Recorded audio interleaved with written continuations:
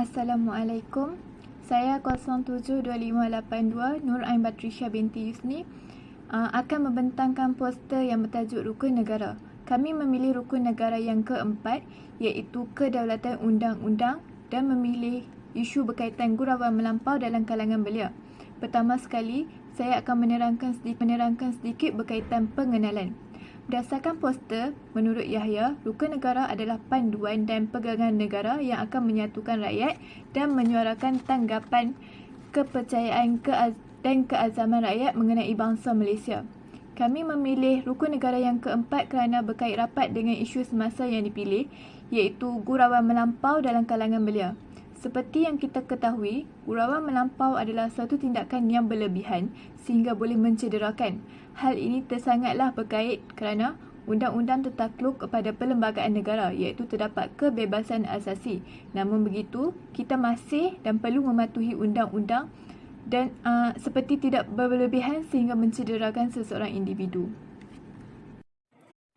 Nama saya Nur Syazwani binti Roslan, nombor matrik 073257. Objektif kajian kumpulan kami ialah mengenal pasti punca berlakunya gurauan melebihi had. Kami menggunakan rujukan buku dan juga internet untuk mengenal pasti punca berlakunya gurauan melebihi had. Yang kedua, mengenal pasti solusi kepada sikap gemar melakukan gurauan melebihi had.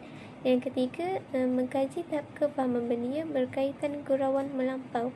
Kami mengkaji tahap kefahaman belia dengan menggunakan borang soal selidik. Nur Fahana binti Rizwan, nombor kad matrik 072349. Saya akan menerangkan metodologi kajian. Kami menggunakan kaedah kepustakaan, iaitu kami merujuk buku-buku, kamus dan artikel untuk mencari maklumat. Selain daripada kaedah kepustakaan, kami juga menggunakan kaedah soal selidik, iaitu kami membuat 10 soalan dan menembubual seramai 30 orang. Bagi komuniti, kami memilih Teluk Ketapang sebagai destinasi untuk kami menubual kerana kami mendapati banyak golongan belia berada di situ. Berlakunya gurauan melampau ialah menganggap media sosial merupakan benda remeh. Hal ini dikatakan demikian kerana mereka menggunakan media sosial untuk menyebarkan hal remeh dan hiburan semata-mata dan bukan menggunakannya untuk tujuan yang lebih produktif. Seterusnya, dendam dan marah. Hal ini kerana apabila mereka yang berdendam dan tidak menyedari dengan gurauan mereka yang kasar akan menyakiti hati individu tersebut. Yang ketiga, tingkah laku di luar kawalan. Hal ini kerana mereka ingin bergurau tetapi mereka tidak sedar dengan perbuatan tersebut dapat menyakiti hati seseorang.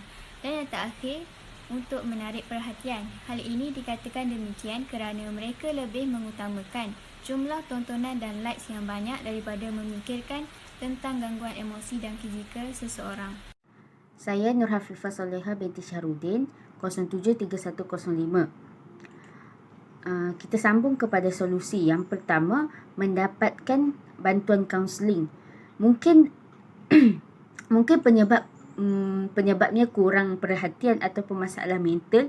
Jadi bantuan kaunseling ni memberi kesan yang positif kepada mereka. Yang kedua, menerapkan etika dalam pendidikan. Sebagaimana yang kita tahu, semua orang ada perangai masing-masing. Tapi pada satu-satu keadaan, etika perlu untuk diterapkan juga. So, sikap etika ni perlu dididik. Yang ketiga, ibu bapa memainkan peranan penting untuk memantau aktiviti anak-anak. Kadang anak-anak ni dia melakukan perkara tanpa memikirkan akan mendatangkan positif ataupun negatif impak. Yang keempat, pemilihan kawan yang baik amatlah perlu. Semakin beranjak dewasa, anak-anak ni banyak meluangkan masa dengan kawan-kawan. Jadi pemilihan kawan yang baik ni dapat mengelakkan daripada perilaku yang negatif. Analisis dapatan kajian bagi objektif yang pertama, iaitu mengenal pasti punca berlakunya gurauan melebihi had. Bagi persoalan yang pertama, saya setuju kandungan sosial media hari ini banyak melibatkan kandungan gurauan kasar. Kajian menunjukkan seramai 25 orang bersamaan 83.3% setuju dengan kenyataan ini, manakala 3 orang bersamaan 10% tidak setuju dengan kenyataan ini. Bagi soalan yang kedua, saya setuju gurauan kasar adalah salah satu cara untuk melepaskan dendam dan marah. Seramai 14 orang bersamaan 46.7% setuju dengan kenyataan ini, manakala 9 orang bersamaan 30% tidak setuju. Bagi soalan yang ketiga, saya setuju kandungan gurauan kasar adalah tingkah laku di luar kawalan. Kajian menunjukkan seramai 16 orang bersamaan 53.3% setuju, manakala 9 orang bersamaan 30% tidak setuju dengan kenyataan ini. Bagi soalan yang keempat, saya setuju kandungan sehingga mengaibkan seperti prank menarik tudung yang dilakukan oleh pembuat kandungan adalah untuk menarik perhatian saja.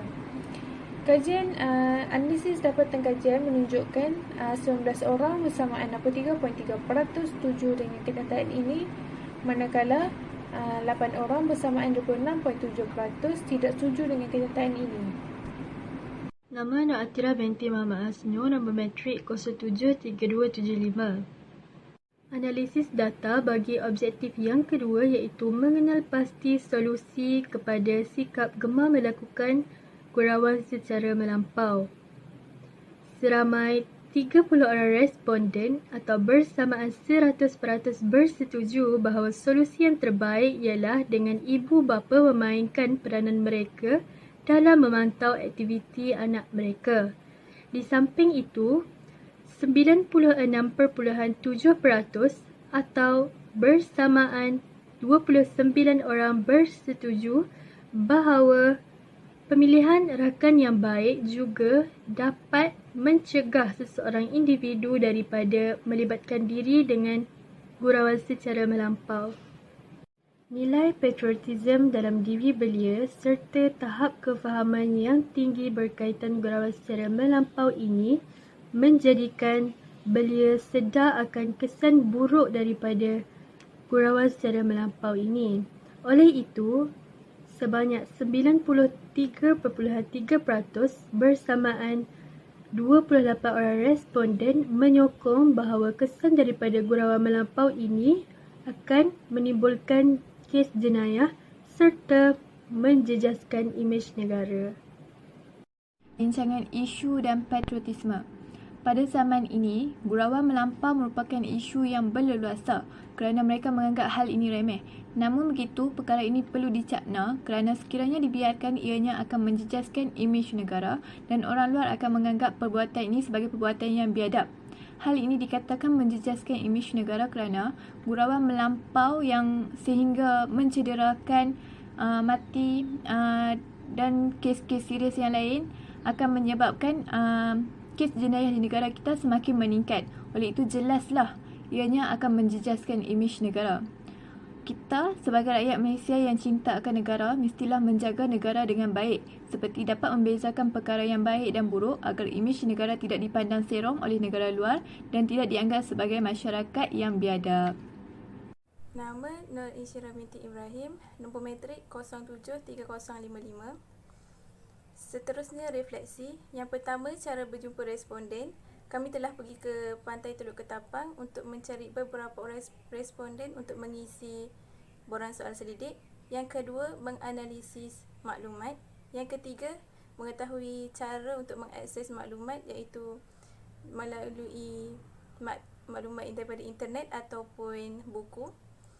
Yang keempat, mengetahui cara untuk membina soalan daripada soal selidik iaitu kami mencari beberapa isu untuk dikaitkan dengan gurauan kasar. Yang kelima, mengetahui punca kepada gurauan kasar iaitu salah satunya ialah daripada media sosial. Yang keenam, mengetahui solusi kepada gurauan kasar. Dan yang terakhir sekali, mengetahui cara untuk mengedit video iaitu kami menggunakan aplikasi CapCut untuk menggabung dan mengedit video. Sekian daripada kami. Terima kasih kerana sudi mendengar. Assalamualaikum warahmatullahi wabarakatuh.